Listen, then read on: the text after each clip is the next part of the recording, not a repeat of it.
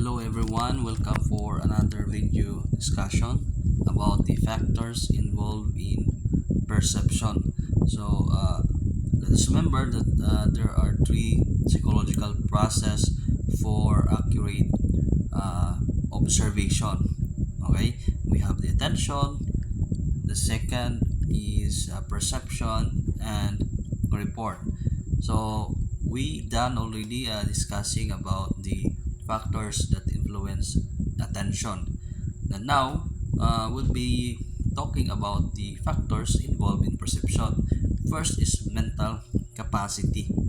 Okay, one must have enough intelligence to understand the meanings of a fact before he can perceive it. Again, sa attention, alam naman attention is to become aware about the fact. Ngayon, sa perception, we process kung ano ba yung fact na yan. Ano ba yung nakita natin, ano ba yung feelings. That is to understand what does the fact mean, what does it mean. Okay, that is example, a child being brought to a movie couldn't fully understand the stories due to his or her mental ability to understand. Although the child is become aware na merong movie, pero hindi niya maintindihan ano yung story.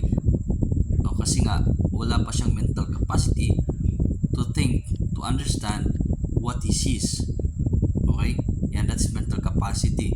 Of course, kaya nga yung mga imbecile, yung mga hindi pa kaya mag-discern, hindi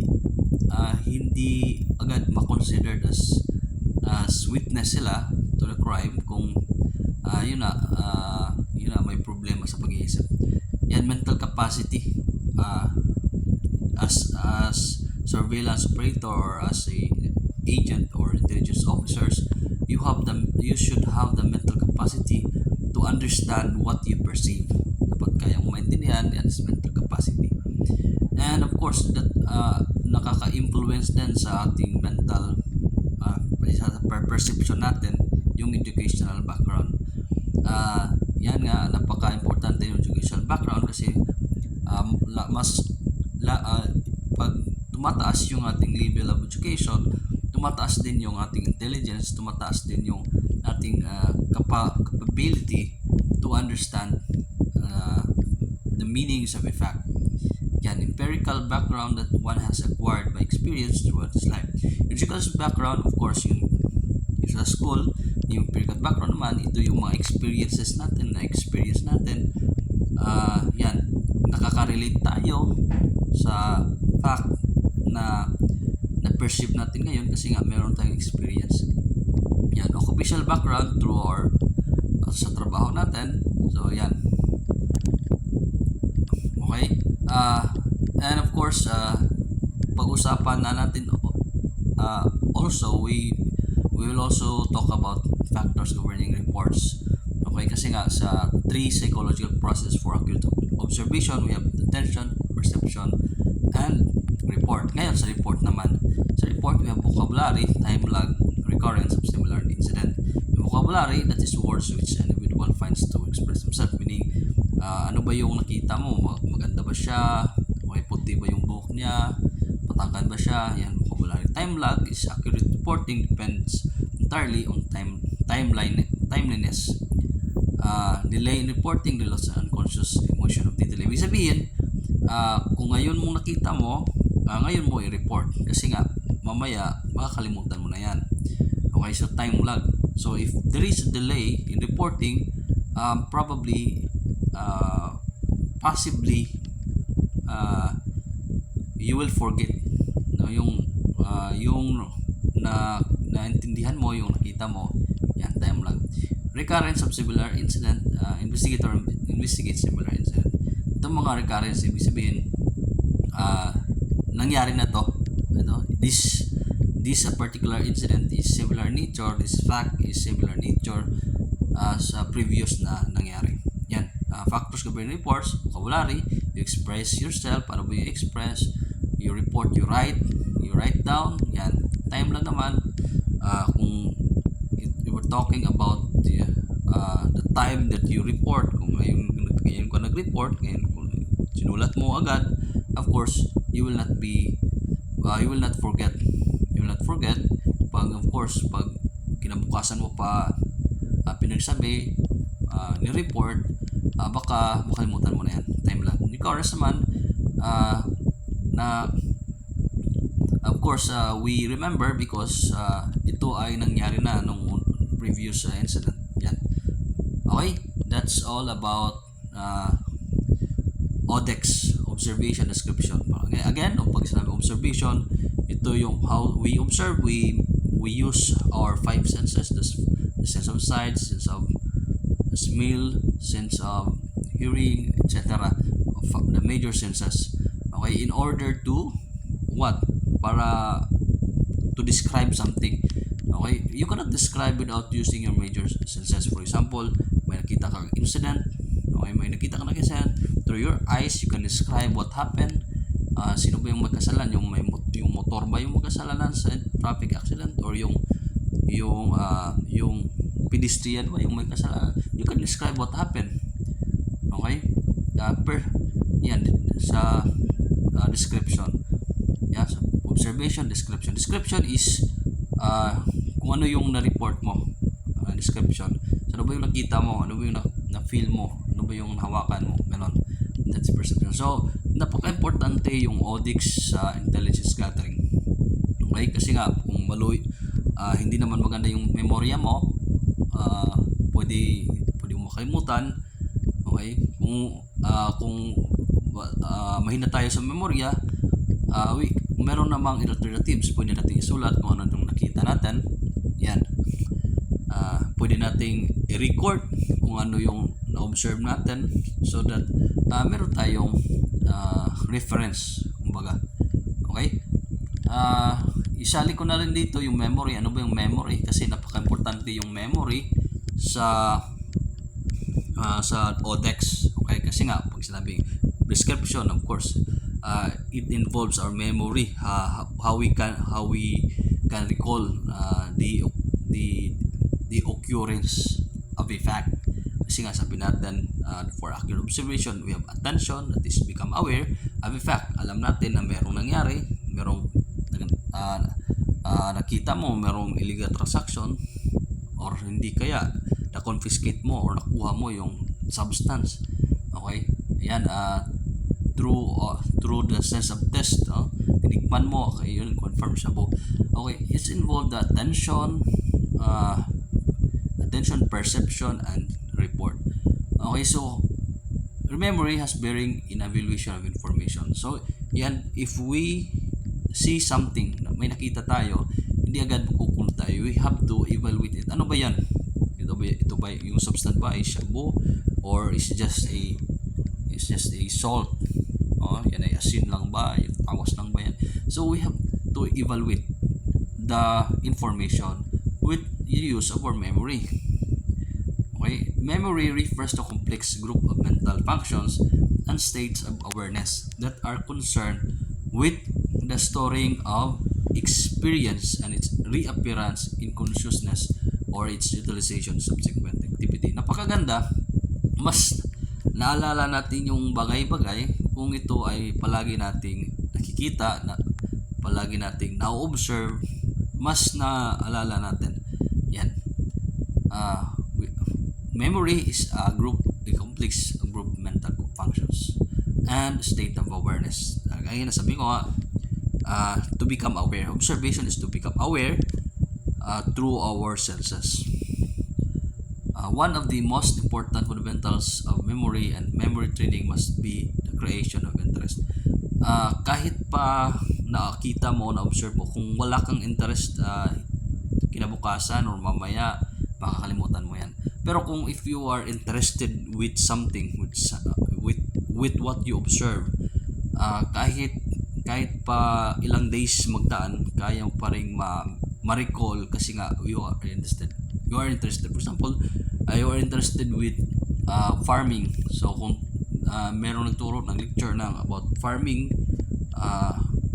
techniques, how to do farming, kaya mong malala siya kahit ilang days pa ang nagdaan, you can still recall because you are interested with. Pero kung hindi ka interested sa subject or something, madali mo siyang makalimutan. Kasi nga sa tingin mo nasa utak mo ay hindi siya mahalaga. Kaya nga yon, kung may mga tao, mga bagay na hindi mahalaga sa iyo, madali mo silang kalimutan. Kaya pag yung ex mo ay hindi mo agad makalimutan, ibig sabihin yan ay importante siya sa buhay mo, char. Okay, the object itself and the interest aroused by this object are of great importance to memory. Yan yung mga object.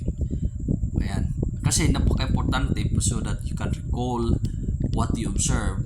Dapat interest ka, di ba? Parang marites ka, you are interested with kung ano yung ginagawa ng ibang tao.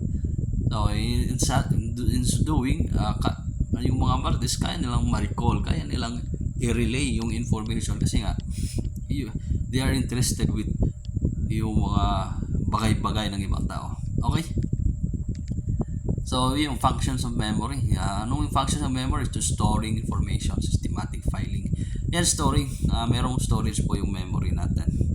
So, kung may storage yan, pwedeng mag-full. So, kailangan bawasan. So, if you want to add something in your mind, kailangan kong magbawas din. Kaya nga, may mga tao noon na kilala mo, ngayon hindi mo nakilala. Or kilala mo man, hindi mo nakilala yung pangalan nila.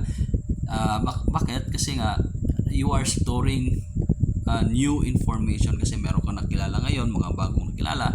So yung mga kilala mo noon, nakakalimutan mo na, o kung nailala mo yung mga mukha nila, kasi maybe yung pangalan hindi no malala. Yan. Recollection that is returning to conscious memory that which has been stored. Yan, nag-i-store siya ng information at the time na kailangan natin yung information na yan, kaya nating ma-remember, kaya nating maalala. Yan, that is to recollect the information stored in our memory. Yan. Types of memory, we have sensory. Sensory that have learning repetition. Pag sensory kasi, na-store yung memory natin sa ating long-term memory, sa ating memorya. Pag ito ay palagi nating nakikita, palagi nating narinig, that is the learning repetition.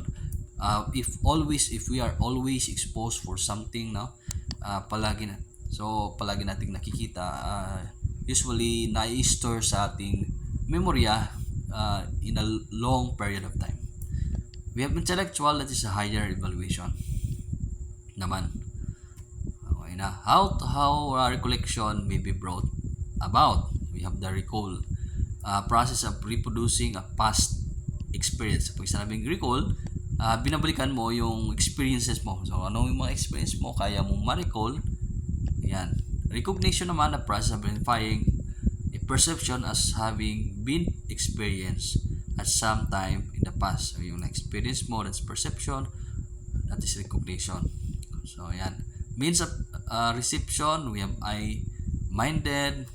Reception, that is to understand kung ano yung nakita mo, that is I-minded through your eye, ear-minded to your ear, motor-minded through your mind. Motor involves the touch, mainly yung mga major senses.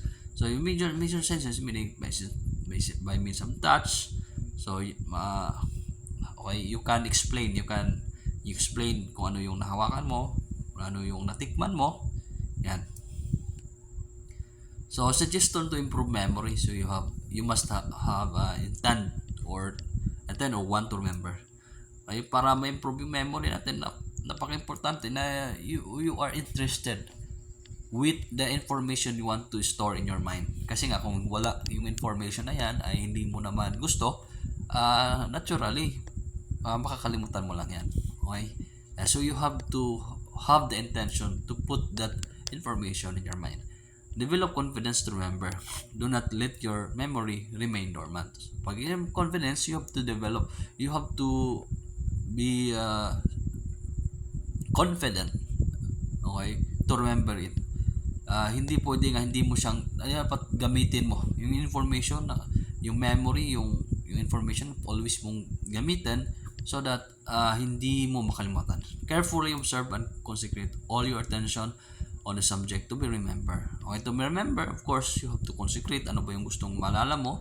Yan. Develop the strongest possible motive for remembering any particular fact. Yan. Try to understand clearly the meaning of what is to be remembered. You must be able to visualize when possible the fact to be remembered. So visualize, you have to visualize it in order for you to remember something. Remember by repetition. Ito napakaganda. Okay? Kasi palagi mong maririnig, palagi mong mababasa, the more you are exposed in something, madali mo siyang ma-remember. A good policy to overlearn, allowing the memory trace or impressions to chance to sit. Yan. Remember anything new by connecting it with something that you already knew. Yan. Okay, that's all. That's all in the topic ODEX observation and description exercise.